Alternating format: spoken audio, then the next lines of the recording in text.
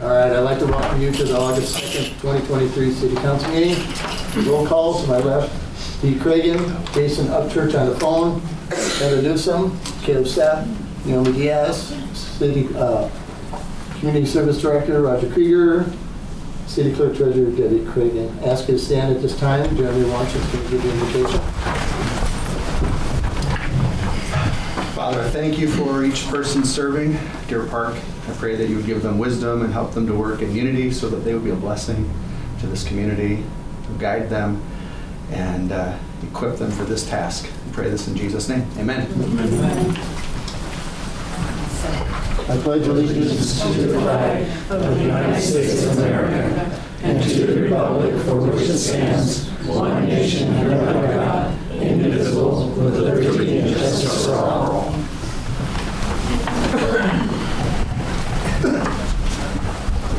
Item 5, approval of July 19, 2023 regular council meeting minutes. Motion to approve. A second. All in favor? Aye. Aye. Thank you. Item 6, public hearing, letter A, annexation file 2023-1, proposal to annex 35. You missed the agenda and the meeting minutes. Meeting minutes we just did. Approval of agenda. Motion to approve. Okay, all in favor? Aye. Okay, now approval of July 19th, 2023 regular council meeting minutes. Motion to approve. I'll second. All in favor? Aye. Aye. Now number 6, Yes. public hearing, annex file number 2023-1, proposal to annex 35 acres into the city of Deer Park. Roger? Sure. So in your packets, you have quite a bit of stuff, and I'll make reference a little bit to the staff report in a minute. But basically, Mark Skokolich, the owner of the Parkway Automobile and RV, has requested this annexation under provisions of RCW 35A 14120 and our city ordinances as it relates to public hearing process and those kind of things associated with an annexation. Just as a note, to date, we haven't received any written or verbal comments to present to you, other than we've had a couple of comments from Spokane County, and I'll fill you on those briefly. Basically, Spokane County Planning Director contacted us, requested, what about the road? And that has been the conversation all the way along. And in discussion with him about the status of the road, the application and the applicant stating he didn't need access to the road, all those kinds of things, the shape of the road, the railroad crossing, all those kinds of items. So he said we had not included that in the annexation boundary, and he understood that. And then we got a contact from the county engineer asking the same question again, and he was pretty sure that we had to take the road in the annexation, but after he made a contact with their legal department, found out that if we actually were annexing around both sides of a road, yes, that's true. But a situation like that, and he acknowledged the status of the road, then he also found that we aren't required to take the road, so it is not included in this annexation request.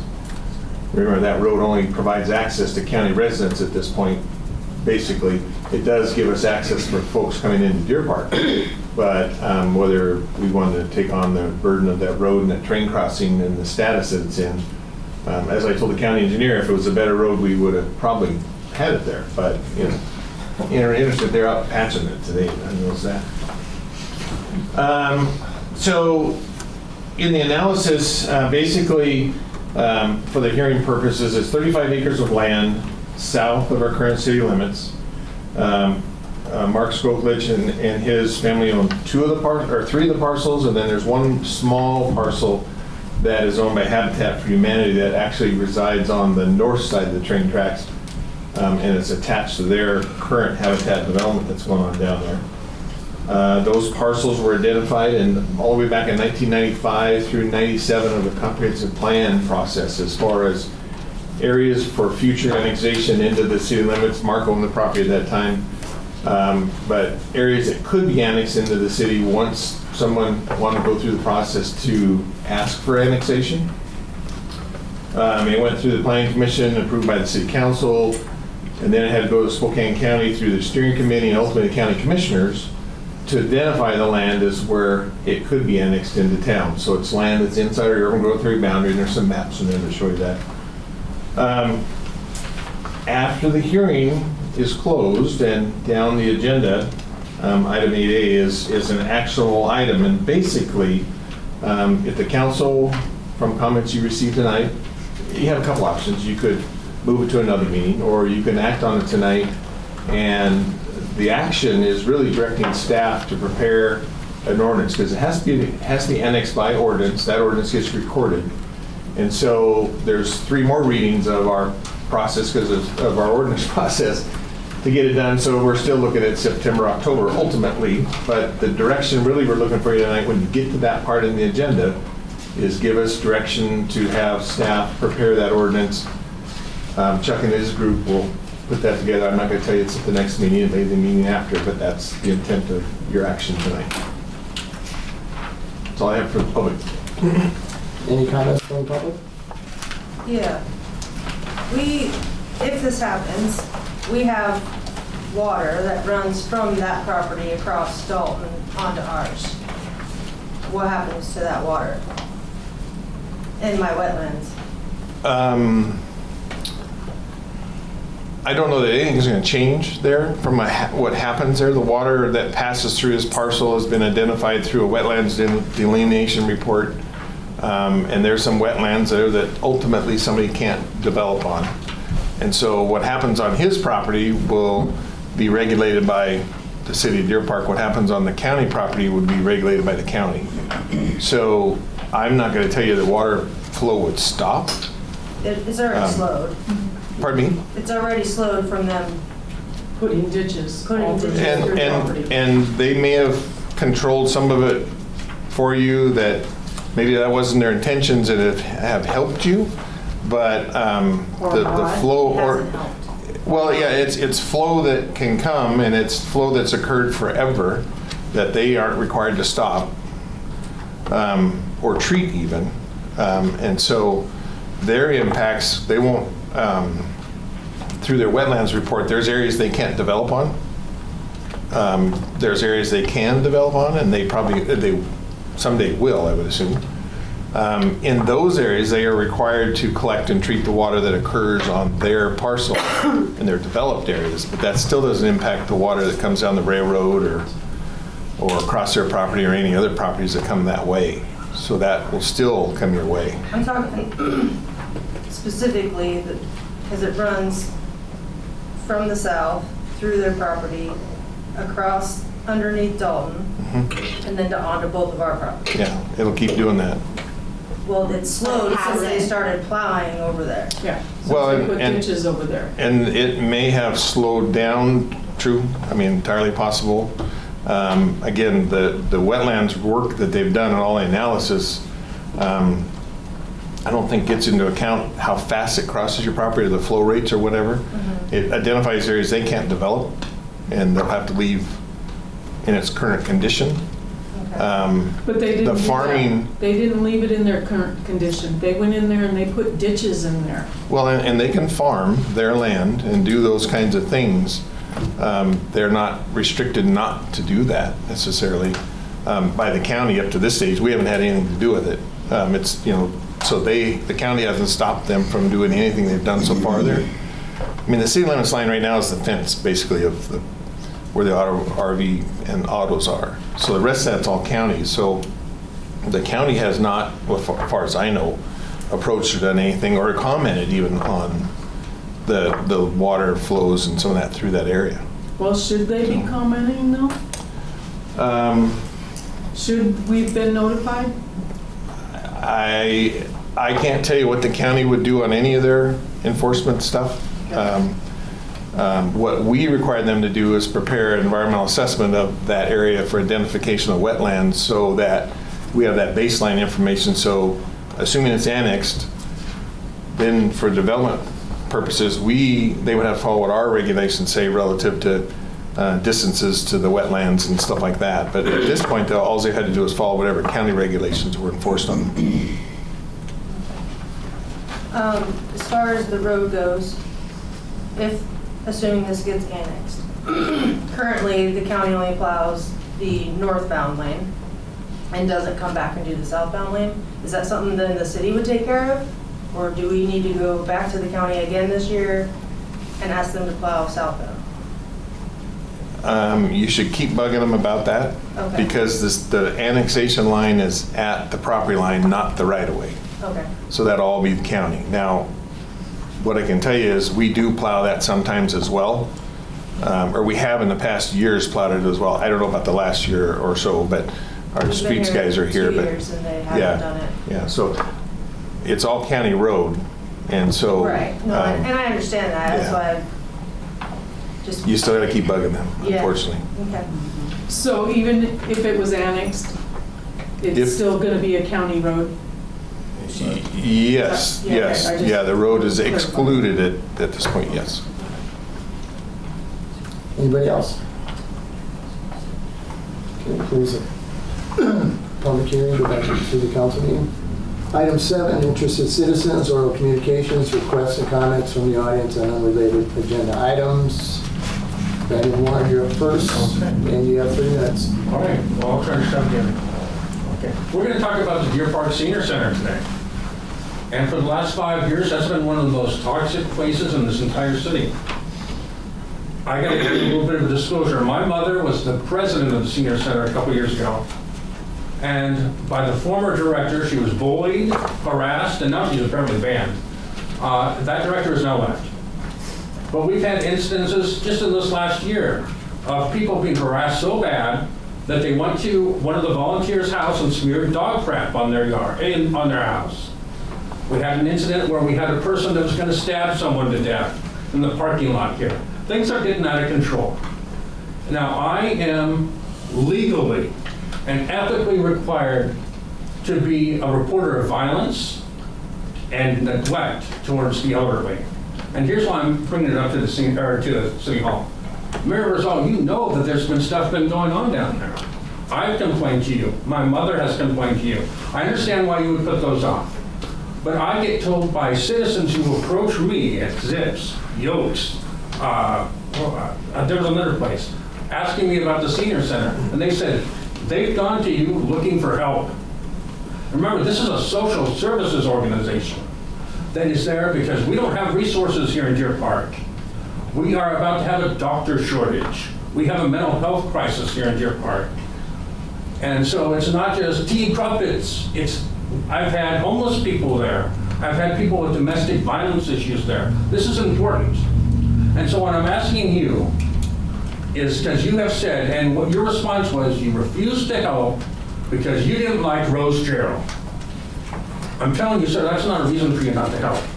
So what I'm doing here, and I'm not threatening you, I'm just telling you what I'm required to do. I'm asking that you get with the board at the senior center. And I want my mom there. I want a lot of people there. Anybody that's interested. And you have to, since they're contracted here to be here, this is a privilege for them. We need to go through conduct, ethics, what we're here for. And we need to get this figured out. Because if we can't do it, and I need it done by October 1st, what I have to do is I have to go to I'm a caregiver, mandated reporter. I have to go to Elder Services. I have to go to long-term agent of Spokane County. No, Eastern Washington. Pioneer Health. And what I'm going to do, this is not a threat against you, because I don't think you're a bad man. I think you've been extremely asleep behind the wheel on this issue. But I do have to file elder neglect charges against you. And then I'm not going to go downstairs, but I'm going to, I'm so frustrated right now. I'm going to charge the board of directors, and some of those people I really like, but with elder abuse, because I can't deal with this anymore. And it's kind of ridiculous. We confirmed yesterday, you make $100,000 to be the mayor of Deer Park. I expect a little bit more than a half-cent effort with these people who are a vulnerable community. So I'm asking you to get together. Your time's up. Roger, would you please let him know what our deal is with the senior center as far as leasehold? Well, we provide a space, take care of the power, take care of the water, cleaning, at no charge to them. I mean, that's what we provide for the seniors. And so And I think you know about it, Caleb, because of all the building stuff we just did with all the stuff. And so, yeah, that's it. I mean, from a senior, what we provide is that space at no charge, and we take care of the utilities. So you're asking me to be the governing board? I'm asking you to be a mayor, and I'm asking you to represent these people that need help when they ask you for help. Because I gotta be honest with you, I've seen your engagement in this community. Seems like you hang out at the Chamber of Commerce quite a bit, but these people who don't have a lot of power are asking for your help and you're refusing because you had a personal agenda, and I don't blame you, with Rose Gerald. Okay. I'll work on it. So what I'm I'll saying work on is, it. October 1st, please. I'll work on it. Okay. Okay. Jessica, you're up next. Jessica? No, she's gone. Leslie?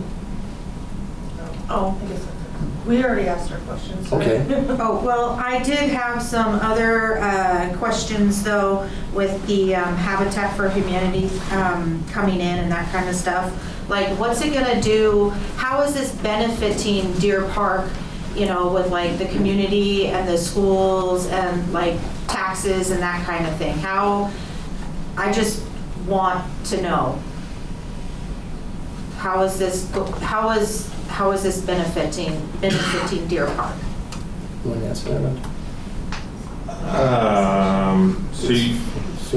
So you're talking about the habitat development that's putting the residential properties in? Well, that too, and then also the annexing of the 35 acres across from North Dalton Road. Well, their portion that's in this is probably less than 3,000 or 4,000 square feet. It's just a small little piece at the very end that will actually be part of their drainage when they do their final phases down through there. The rest of the properties, and that's all residentially zoned, the rest of the properties in Mr. Skokolich owns, and it's all commercial diversified. So someday it could be more car lot. It could be whatever the development regulations will allow him to get there in our commercial diversified zone. I don't know if that's what you're asking about, but the habitat stuff, the area of the habitat isn't, the area of residential development for habitat isn't changing. It's just they own part of that property on the other side, and we couldn't leave this little triangular piece in there about 4,000 square feet by itself. So that's all their part is. Okay. But how is this residential building, you know, helping Deer Park?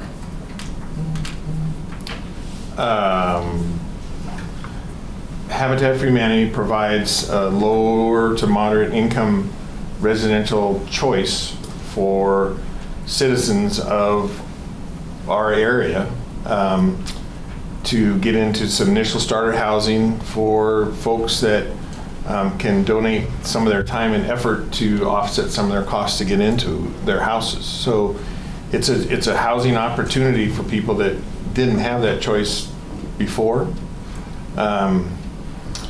It's zoned in an area that's higher density to allow these smaller lots. That was part of the zero lot line development concept the council did back probably 10, 15 years ago now, to allow a development like that to occur. So again, it provides a lower income housing opportunity for folks is really what it's for. I understand that, but how is it benefiting Deer Park as a community with all this residential building going on? My concerns are like the schools, the road, the taxes, those kinds of things. Crime. So You know, as Deer Park being a smaller community, Yeah. we're building more and more so that way more and more people occupy Deer Park. But do we have the jobs to sustain that for our Deer Park residents? No. Okay, so. I mean, we don't have the employment opportunities that folks need, and mostly our community is a commute community to Spokane. We all know that. We see the roads and so forth. I'm not going to tell you that businesses won't come out and add facilities. We certainly have zoning available for them to do those kinds of things, but it's really driven by developers that want to invest that kind of money into those kind of things.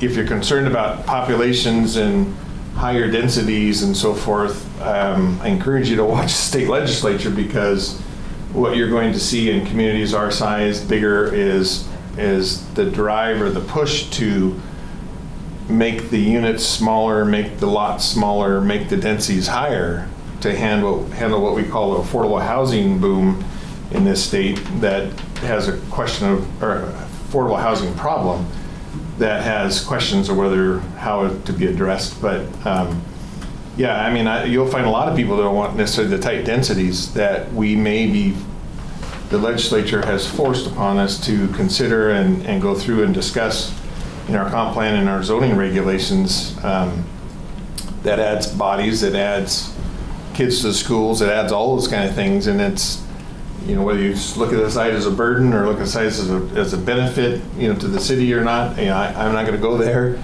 But yeah. But that's my question. Yeah. Is it going to be a burden to Deer Park, or is it going to, improve Deer Park? That's my question. Yeah. With all of this residential building, and more specific to the higher density, residential stuff that's coming. I'm not going to tell you it's not going to be a burden. We have infrastructure to handle the water and the wastewater of our comp plan and our population estimates. But as these regulations keep changing from the legislature relative to densities and population and stuff, it's going to be a tough one at some point for sure. Our schools are going through a process of looking for bonds to expand because of the population, and we already have the population. We had 100 and, off the top of my head, 130, 140 houses last year. You would think this year was going to be less, but I'm not going to tell you that either. So that's just inside the city limits, and I'm not sure what the county's got going. But yeah, the density's going to be tighter everywhere. Accessory dwelling units and tiny homes and all those kind of things, we all get to go through the process to decide if we really want them crammed into our town or not. Okay. We're good, Leslie? Just one more question. With the road annex to the 35 acres, if this goes through and they decide to build, is it going to be permanent that the entrance and exit for the residential area be on the 395 side of the road and occupying the parkway, I guess you would say, lane? Currently, they can't access 395. It's restricted. The county could limit their access to Colville Road without improvements as well, because that would be the county's choice, the county's road to decide. And so their access point at this stage is from their south property line of their current facility, is all they have. Okay. But what is the proceedings to make sure that they keep it that way? My concern is the traffic on North Dalton Road with the new residential buildings that are going in. The road, that road through the county is only going to get worse until they spend the effort and put the effort in to fix it, without a doubt. The county would be the ones that would decide whether they could access the property for a commercial development or something off that side. They would have to apply to the county for that, since it's the county's road. And the county could put improvement requirements on them. I'm not sure how much they do that. If it was ours, we'd put the improvement requirements on them as far as the access, but so I'm not sure what the county will do. I didn't get any pleasure, any good feelings from the county engineer that they're going to do anything with the road from our discussion, just so you know. So if you can get them to do something, great. We'll work on it. Yeah, that's good. Next up, Scott. Yeah, I would like to urge the city council again to think about putting either a fence or decorative boulders, something around Swindon Park to stop the cars from driving on the grass. Last Tuesday at about 4 o'clock, there was a car that drove across from C Street and Margaret and drove across the park at I would guess the rate of speed of about 30 miles an hour, barely missing a 7 or 8-year-old girl, coming within about 10 or 15 feet of a group of teenagers that were sitting there. and going across the park and exiting on B Street and Vernon. There needs to be something done to keep that from happening before there is a tragedy. I know that the city council has considered doing something prior, either decorative boulders or fencing, something to restrict the travel across that. Sometime there's going to be a tragedy. Somebody's going to get hurt, somebody's going to get killed unless that is done. Something is done to restrict the travel across the park. I know there's issues. There's going to have to be gates for access for city personnel, but something has to be done to make it safe. I mean, do you want your children playing in the park and have to be watching out for cars at the same time? And that's what's happening. Okay. We will put that on a topic for next meeting or whatever. Brad, you still have the figures for the fence? I believe it was... Yeah. Okay. And that was 3 years ago, 4 years ago? 3 years ago, probably. Can you find that for us? Yeah, I'll drum them up. Okay. Thank you. What about a comparison of boulders? We can do that too. The fence seems like it would be so private. Mr. Scholz, you're up. Mr. Mayor, could I go on a lighter note?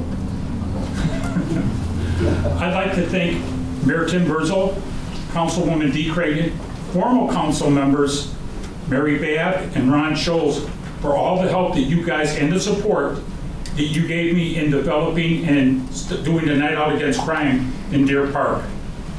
You guys were fantastic. You stepped up to the plate, you helped promote it, you helped get people there. It grew each year in numbers, and it couldn't have happened without the three of you and my son supporting it.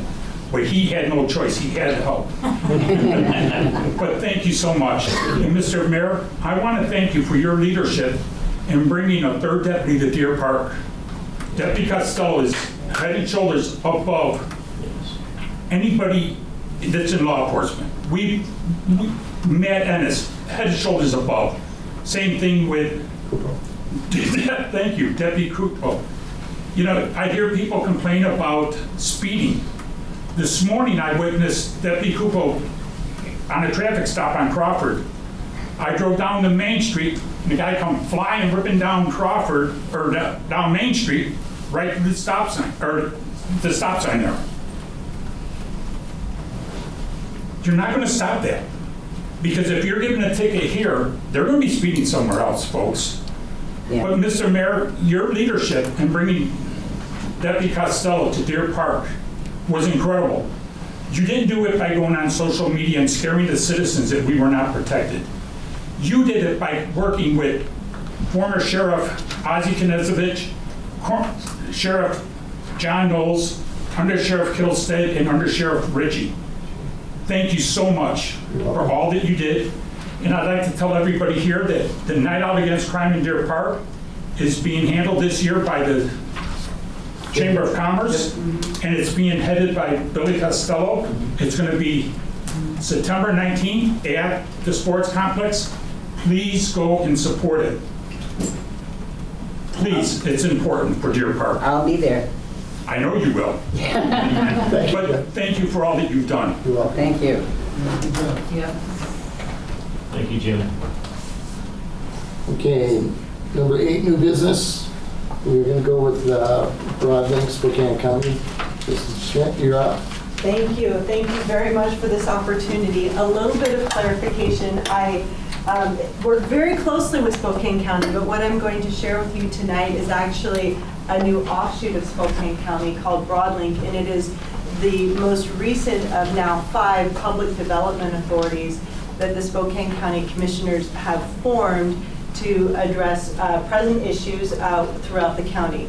So BroadLinc was formed in December of 2022 as a result of the commissioners realizing that there is a massive influx of state and federal funding coming to Washington State, Spokane County, specifically for rural broadband infrastructure enhancement and the ability to ensure that the access and adoption of those infrastructure enhancements gets to constituents.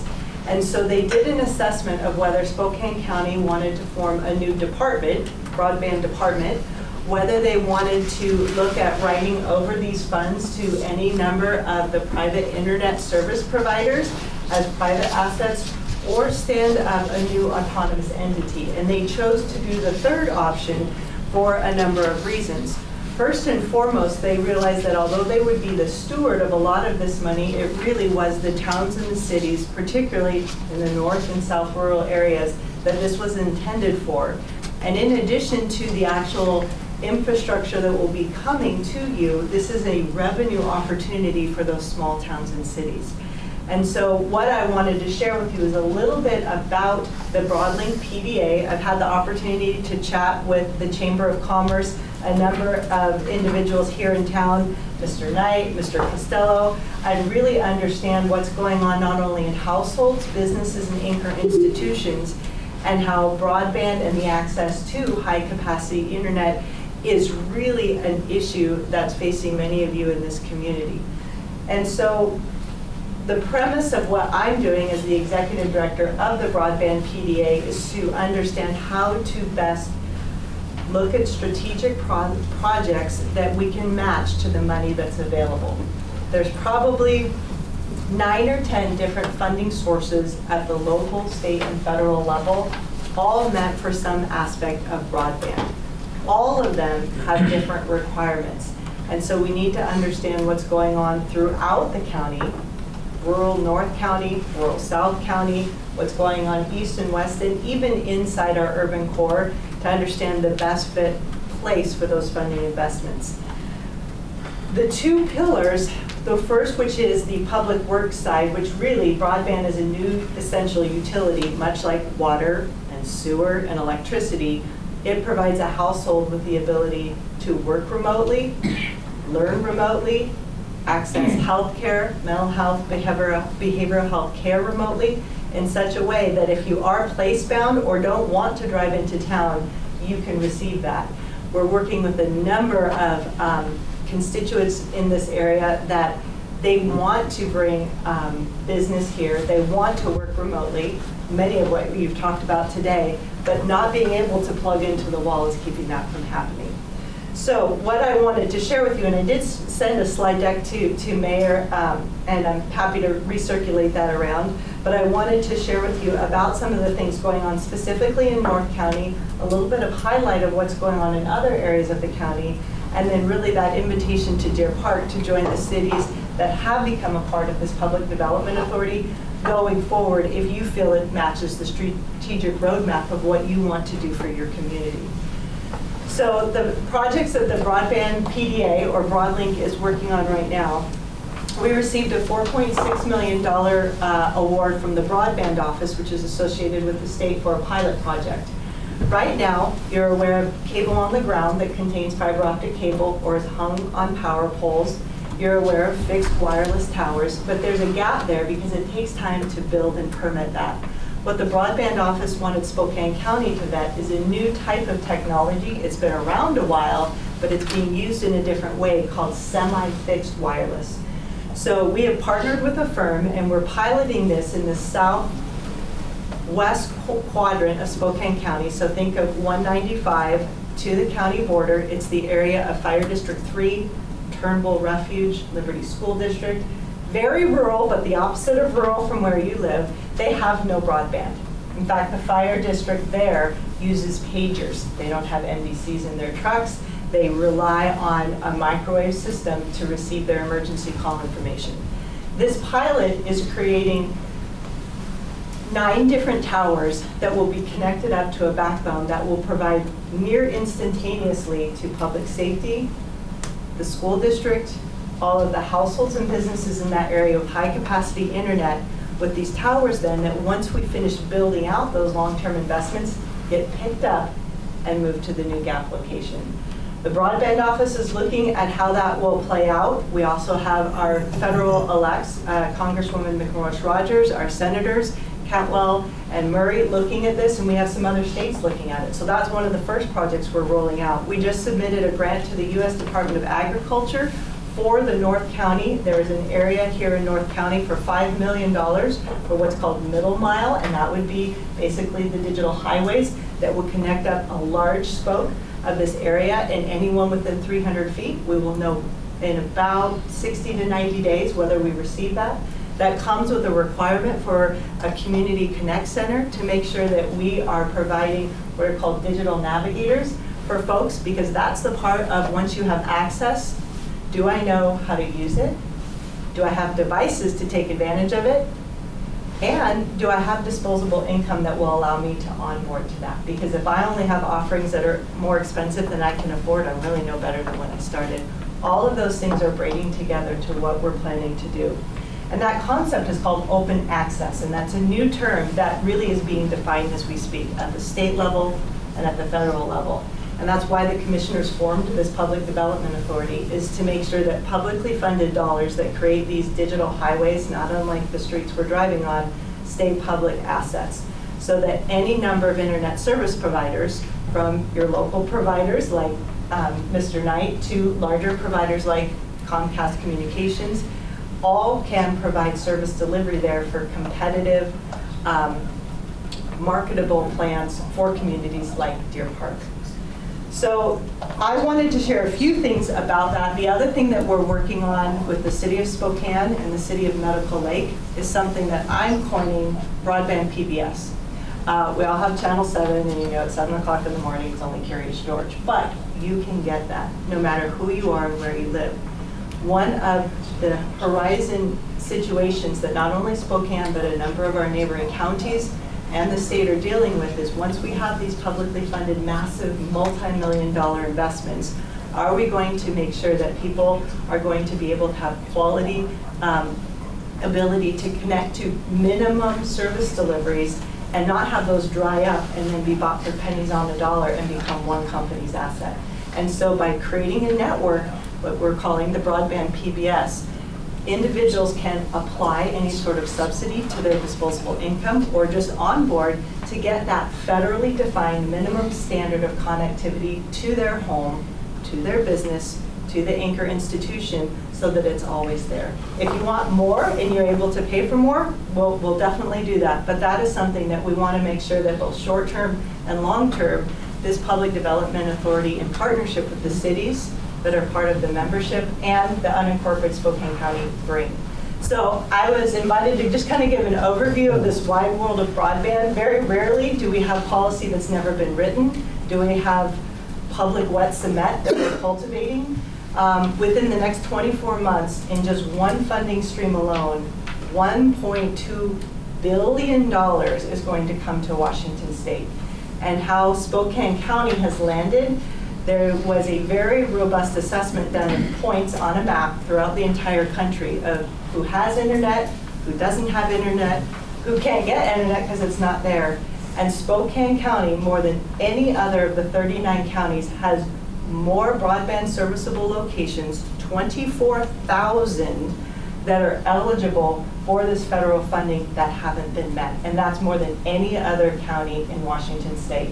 So the commissioners felt this was due special attention. They wanted to make sure that the cities involved in the Public Development Authority were able to have oversight in the direction and the revenues that's received by that. And so I wanted to give Deer Park a chance to hear about it, ask some questions, and I'm absolutely available for any follow-up or to proceed with an interest in joining the other cities that are a part of the PDA. Yes, sir. Is there some sort of way that we can coordinate with you in your efforts and help be ready for some of these funds to come into this area? Mm-hmm. What would you suggest? So the BroadLinc PDA is also the lead for what's called the Broadband Action Team, and that's actually a requirement of the state. So every county has to have a broadband action team. We meet monthly. We actually have a number of folks that attend from the North County area, and they serve as the citizen advisory group. And so that's how we cull the information about what's going on. We have a very large project, about an $8 million project queued up for South Spokane County, because the 5 towns of Spangle, Waverly, Latah, Rockford, and Fairfield have no internet either. In fact, just like you can't hold a Zoom meeting because you don't have the capacity to do it. So again, their middle mile and their fiber to the home, the point-to-point wireless, that's going on in that county because they want to transform those small cities into places that they want people to come live in, they want to bring their families to, they wanted them to be able to have jobs so that I can work remote. In fact, I was just talking last week with a gentleman that lives off of Monroe Road. He's a senior developer for Microsoft that chose to live in North Spokane County. He has a horrendous Starlink bill, but that is part of bringing fiber to the home here. Those are the folks that we want to really make the character of Deer Park and the unincorporated area here shine so that you define what your future is and then it's not defined for you. Doug, what do you think? What was that? What do you think? Well, I don't know. There's tons of people out there that don't have fiber. You know, that's something I've been working on in my spare time here. But and you know, it's been about 5 years I've been working on it to try and get stuff to even the housing developments that are coming in here. So you know, it's hard. It's expensive. For me to pull it out of my wallet, you know, I probably spent $1.5 million, and you know, it's going to be a long push for me to ever see any of that money for the subscriptions from people that you know live in the city and the rest. And so it's going to take some public funding and some organizations that can get something done to go out and push out in the outer regions of the county here, and just outside of Deer Park. And you know, you also got to have some know-how. And so anyway, I think it's a great deal. And you know, I got some draws right here, even routes to go into Clayton. That goes past. Yep. You know, that's into the Stevens County area, but you know, I have a shovel-ready project right here, and I was going to give it to this young lady and see what she could do. So that was a test flight on that to see what was happening there. But you know, we all got to invest in our community here, and having good fiber connectivity is a big deal. It doesn't necessarily have to be fiber, but her towers that she's talking about, where you move into an area, get fiber to the towers, and get aerial going, and then with that, once you have the connectivity hooked up with the antennas and that, then you can start working on the rest of the community or those areas, getting the infrastructure in there. And you know, that's the toughest thing. It's a hard push, and it takes a lot of know-how and engineering. But you know, I can honestly say I probably don't think that my efforts, I will probably never see any money out of it, other than try to help the community. So. The short answer to your question is yes. A shovel-ready project is exactly what I'm needing because the turnaround of these are sometimes incredibly short. We're working on a digital navigator grant that we had less than 3 weeks to turn around, and that will probably be a $2.2 million countywide installation that will include partnership with Stevens County. So you're spot on. This whole concept of spanning geopolitical boundaries, because we know things don't stop at Stevens County. That's part of that. And so to have those plans ready of somebody that knows this, that's exactly what I'm looking for, that we can then be the conduit to that base layer to allow him then to expand his business without those deep, deep sunk costs. So also, like for instance, here's one that I've been working on, and this was more for the school district. But basically, I have fiber optic at the end of Cedar Road in Montgomery, and that's where I run on poles. And this is just a large aerial, but it's engineered and ready to go. So I was planning to meet this young lady and give her the project and get going with it. I had problems with some family injuries, but anyway, long story short, it's ready to go, and this is it. And even going across the top of Montgomery, that's all Spokane County. And but this is the kind of vision that we're after here, to try and get connectivity to all the rest of the citizens. So what do you need from us to have Deer Park join the PDA, or what does that look like? So the PDA is no cost to join, and how the membership, so we're up to 9 members of the 13 cities plus the counties. you basically just sign an interlocal agreement, and that is basically, that allows you to basically leverage the economies of scale that the PDA is working on. So when we do things, Deer Park is now a part of it. We're rolling out what are called feasibility studies to each of the towns and cities. Yanoka Lake is happening this month, to basically understand what you probably already know.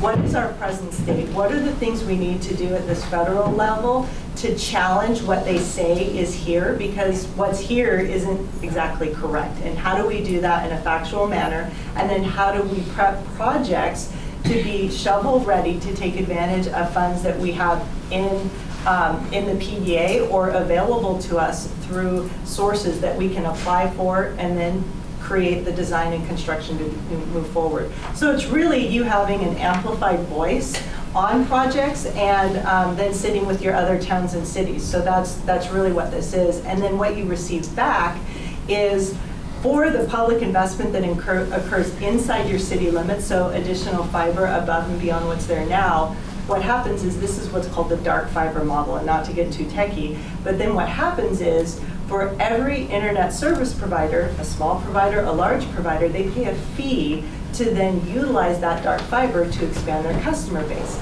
And so basically what happens is rather than the revenues, once you take off costs, once you take off operations, that base revenue doesn't go to a company, doesn't go to a revenue pool in the PDA, it goes back to you, to your general fund. And so again, it's a revenue source for the city of Deer Park.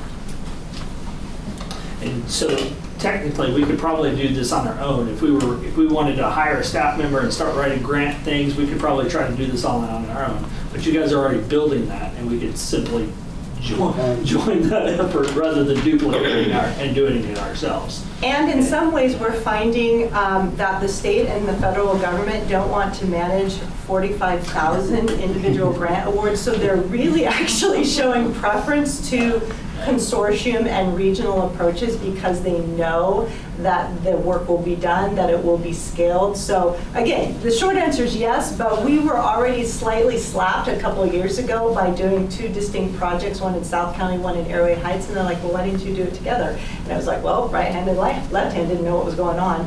This is a way to scale that. Sure. Makes sense. Sign the interlocal agreement and join the party. Is that something we could work on here in the next couple of meetings? Yep. Okay, I didn't know what the timeline was for that. Great. Yeah, we put it on the agenda. I mean, I would assume when you get that draft, and of course Chuck will have to let Okay. you, but yeah, but that's the quickest way is get it back to the council. And it's in Word format, so if your legal has any questions, feel free to track those changes, shoot it back to me. We really have had very little changes, but I'm happy to make any amendments, so. Okay. Do you have a card with you?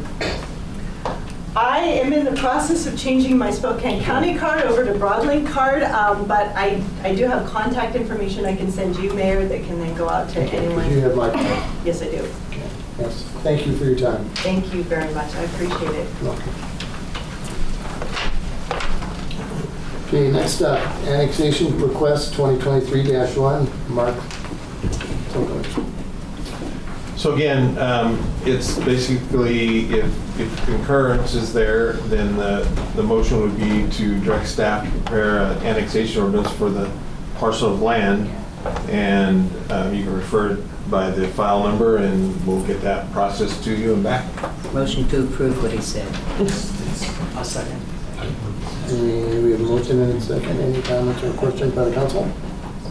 All in favor? Aye. Aye.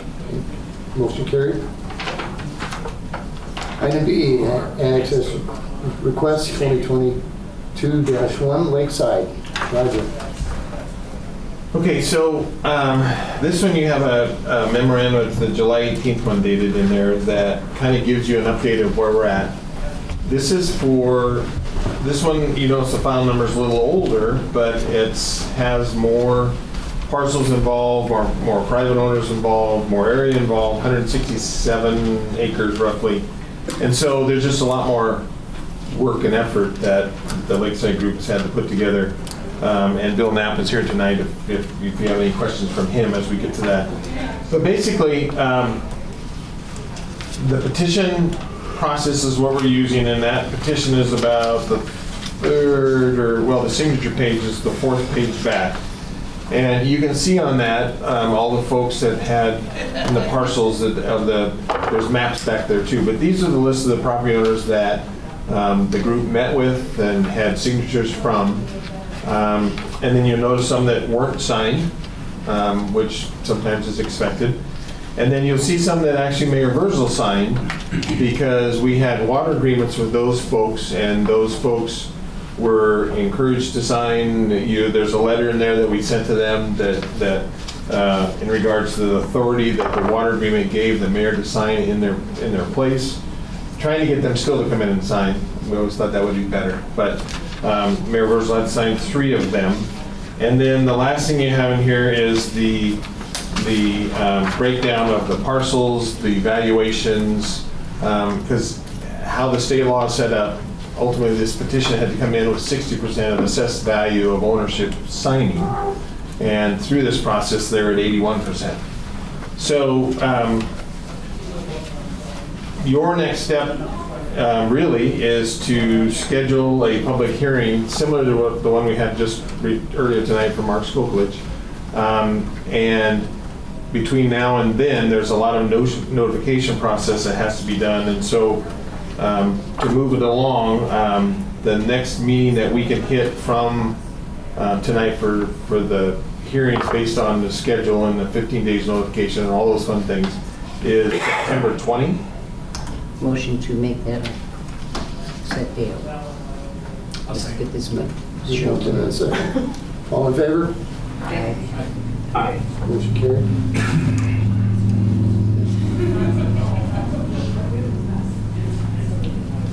Item C, Deer Park Airport lease agreement, DNR lease number 93-103086.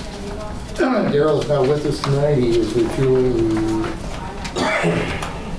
fire aircraft. I'll make a motion to approve it. I'll second. A motion to second. Any comments or questions by the council?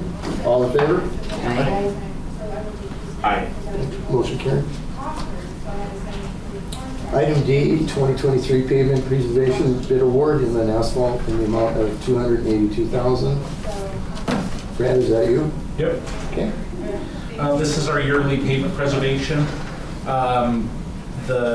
We are going to do Park Avenue, which is from Crawford north to 3rd Street. And then around the corner, 3rd Street over just about to by Nick's Park. We're not going clear across there. It's about 493, 95 feet just to a stopping point. We had a part there that really fell apart this year. And then we're going to do High Desert Drive from 6th Street north, 1,150 feet to just a stopping point. That's how I look for it. Motion to It approve. goes past your house. Does it? Just stop it. It's the boundary of phase It's the- 1. Yeah, it's the boundary of phase 1. Is So what the it is. boy wanted house. So Nothing wrong with that now. Come on. Motion to approve. Second. Here we have a motion in a second. And all in favor? Aye. Aye. Motion carried. Number 9, resolutions. Letter A, resolution 2023-005, Washington State DOT Aviation Division grant match. Roger, Daryl's not here. Did you know anything about I don't. I'm not.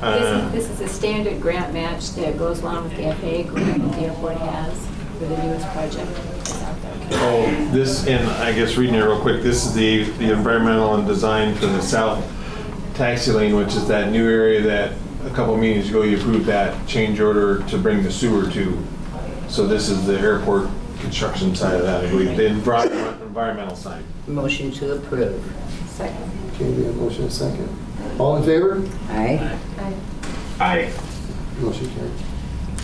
Item 11, consent agenda. Letter A, approval of voucher payment check numbers 41303 through 41339, the amount of $890,945.42, including EFT debits for the second half of July of 2023. Item B, approval of payroll check numbers 15126 through 15165, including LTC, PFML, 941 taxes, and health benefits in the amount of $155,551.95 for the month of July 2023. Motion to approve. I'm not done. Oh. You're not? I'm not done. This time, Okay. Item C, Planning Commission appointment. Oh, yeah. Ryan Moore. Item D, Planning Commission appointment. Hazel. Motion to approve. Okay, we have a motion and a second. All in favor? Aye. Aye. Welcome, young lady. Item 12, council questions, comments, or reports. D, we will start with you. I have nothing. Okay. Jason? Yes, sir. I just have one thing. I had dropped off some papers at City Hall with pictures of a pool, or 3 pools on there. Were those able to be distributed? Yes, they were. Yes. Okay. So I just wanted to, and I don't know if I need council approval, or Mayor, if you're welcome to jump in and let me know. Basically, I think the pool is working great. I was kind of brainstorming ways to maybe make it a little bit better. As a parent with a lot of kiddos, I'd like to enjoy that. And I was talking with Brad a little bit today as well. And so basically all I wanted to ask for was to allow Brad to investigate the financial cost of potentially a couple of options. On that top picture, you see existing conditions. The wading pool and the big pool are separated by enclosed different fences. And on the outside of those fences are the park benches. So if a parent or a guardian or whoever wants to watch the kiddos, they're actually outside of the pool structure. And so option number 1 was to expand the fence area a little bit to encompass those benches and maybe expand the concrete a little bit. It will allow parents to actually, be on the inside of the fence to watch their kiddos and still sit and relax, and then maybe potentially put some awning structure or something to provide shade for the parents because those are exposed sun. And then I know my colleagues are a little reluctant to spend some money on the pool stuff, and I understand that, but I was also daydreaming a little bit bigger about maybe conjoining the wading pool area with the big pool area, so that if there are parents that have real little ones, they could be in the wading pool, and if they have older ones, they could be in the big pool, connecting those by a fence and some concrete as well. And I had ran that by Brad, and he thought that maybe that was potentially feasible. So my question would be, Mayor, I don't know if you're fine with doing this or if I need to make a motion, but to ask Brad to maybe investigate the potential cost on that. So maybe when budget time comes around, we could consider whether including that into our parks budget. Yeah, if you want my opinion, I think you need to go with option 2 and combine so the parents can watch all their children, not just the little ones, but the ones that are a little older. Yeah, I agree with the option 2. It should have been done a long time ago. Yes, ma'am, I agree. I do realize if you did that, you'd have to make a taller fence that goes all the way out and around that. You wouldn't get by with the little shorter fence you have there now because of the fence requirements for the pool. So, it'd be all moved. So, we'll direct Brad to get some prices on that, Jason. Thank you, sir. That's all I have. Okay. Kim? I would add to that to price in some awnings on the west side too, because that's very exposed at times. And the pool building provides some shaded area for parents for the pool, which is helpful. But it would be really helpful for the waiting area too. Other comments would be, I was curious, I think Jake has stepped out. I was curious about the process for getting the permitting process moved online and where we were at on that. I think you can apply online, at least for house permits. I don't know about all of them. Mechanical and residential. Good. I was just looking for an update. Yeah, that's great. Yeah, so I think they're done with the meetings, the weekly meetings now, and now it's IT support if there's a problem, but, so they're moving along well with, I think. Well, we're still learning. Yeah. But Sure, it's working. But there's a system that's where people could, that's great. That's wonderful progress. I was also curious, I'd hoped to discuss the Christmas tree lighting on the agenda tonight. Next week. Is that okay? Next meeting. That's great. We had a full house tonight next week, so I'm sorry. That's great. Nope, just curious about that. And then the comment from Brad about the preservation pavement stuff brought to mind again that I know this is a very expensive project and it's not on anybody's radar, so I think it needs to be, is the sidewalk issue from anywhere in town to Mix Park, because there's no way for people to safely walk from like Main Street to Mix Park without being very much on the road there. And I know I think I asked for, top of your head estimate, and it was very expensive to put those sidewalks in. But we still got kind of our keystone major park in town that people can't walk to safely. And that just at some point we've got to get that on our list of projects to fund. I know that's probably 5 or 10 years out if we throw it on a list now, but. Well, the street project from 4th Street from Main to the railroad is on the capital improvement project list, the 6-year street plan and so forth like that. So would that include sidewalks? Oh yeah, it'd be curved, Oh, better good. sidewalks both Oh. sides down Okay. to the tracks. Okay. Or Well, down hey, to that's- almost the that's tracks. halfway there. Yeah, so that's on It's there, and that's a federal aid funded route, but North Caldwell's in front of it, so we gotta pick Yeah. off one at a time type thing, so. But thank you, Yeah. that's reassuring. I didn't It's there. realize that it being on the list meant also the sidewalks. Yeah. Thank you. That was all I had. Young lady? Nothing. Okay. Item 14, adjournment. Okay, we're done. Thank you all. Brandon, I want to talk to you before you leave.